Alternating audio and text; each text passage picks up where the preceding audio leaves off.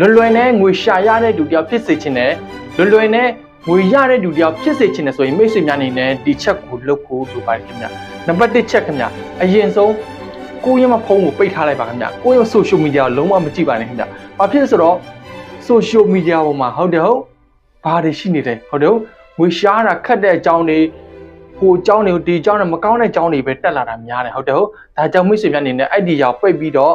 မိတ်ဆွေများလိုချင်တဲ့အရာမိတ်ဆွေများဖြစ်ချင်တဲ့အရာကိုတစ်ခုလောက်အရင်ဆုံး view ဆိုင်ပါခင်ဗျမိတ်ဆွေများအနေနဲ့အရင်ဆုံး view ဆိုင်ရမယ့်အရာတစ်ခုကကိုကလွယ်နဲ့ငွေရတဲ့သူတယောက်ကိုကလွယ်နဲ့ငွေတွေကိုဆွဲဆောင်လာနိုင်တဲ့သူတယောက်ဆိုပြီးတော့ကိုနေ့တိုင်းပြောပြဖို့လိုပါတယ်ခင်ဗျပြီးတော့ငွေကိုလည်းကျေးဇူးတင်တယ်ဆိုတဲ့စကားပြောပြဖို့လိုတယ်ပြီးတော့ကိုလိုချင်တဲ့ငွေပမာဏကိုရချင်တဲ့ငွေပမာဏကိုကြိုတင်ပြီးတော့ကျေးဇူးတင်ပေးဖို့လိုပါတယ်ခင်ဗျဒါပေမဲ့တစ်ခုခုလောက်ဖို့တော့လိုပဲနော်အိမ်မှာအိတ်နေနေတော့ငွေတော့မဝင်လာနိုင်ပါခင်ဗျဒါကြောင့်မိတ်ဆွေများအနေနဲ့ဒီနည်းလမ်းကိုတုံးချကြည့်ဖို့လိုပါတယ်ခင်ဗျမိတ်ဆွေများအနေနဲ့လွယ်နဲ့ငွေရချင်တယ်လွယ်နဲ့ငွေတွေကို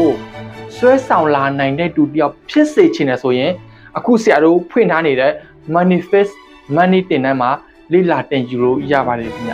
အခုချိန်မှာ